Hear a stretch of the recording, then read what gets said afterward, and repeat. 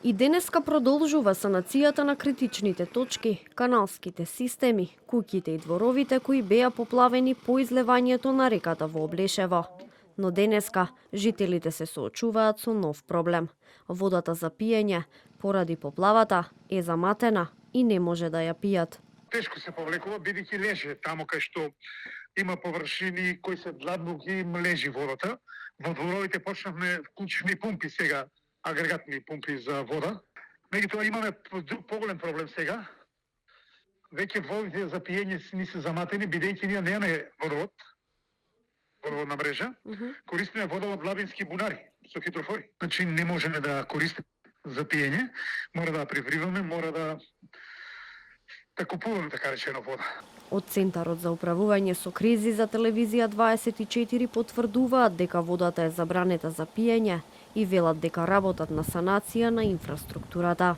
Се уште се санираат одредени критични точки на каналскиот систем за потреба за наводнување на земјоделските површини, додека паралелно се работи на санација и на инфраструктурата во делот на одводните системи, фекалната каналска мрежа.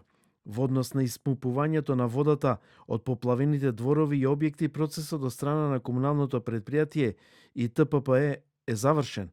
Исто така има поплавени бушотини за вода за пиење, каде што водата е загадена и има забрана за пиење.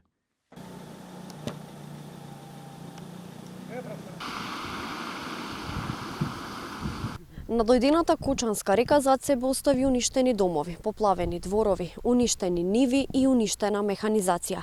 Жителите на село Облешево велат дека надлежните треба почесто да ги чистат речните корита, се со цел да се избегнат вакви поплави во иднина. Пред, но и зад камерата на телевизија 24, жителите раскажуваат дека на дојдената вода им нанела големи штети. Покрај домовите, уништен е и оризот од годинешната жетва. Ориз има многу поплавен, двориште запуни вода, кујни што има, се е катастрофа. Вода нема дека да оде, не знам што ќе биде, со овој што се искупа тука, можеби нешто ќе намале, меѓутоа многу е голема количина на вода.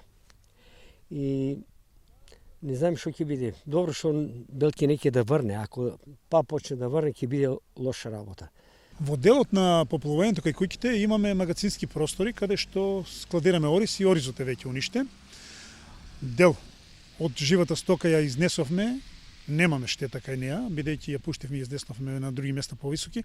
Меѓутоа, она што го имаме како градинарски култури кои се уште и користевме по оранжериите, по тоа е уништено. При мали врнежи се случуваат овие вакви услови, вакви невремиња кога ќе имаме со мали врнежи, доколку дојдат до поголеми врнежи, тогаш катастрофите се далеко поголеми. За испумпување на водата, расчистување на дворовите, магацините и куќите, покрај механизацијата на општина Чешиново Облешево, се користеше и механизација на Кочани и Штип. Градоначалникот на Чешиново Облешево, Јордан Чокостадинов, вчера во изјава за телевизија 24 ги повика граѓаните да ги пријават настанатите штети предизвикани од поплавата, за да може да се направи проценка.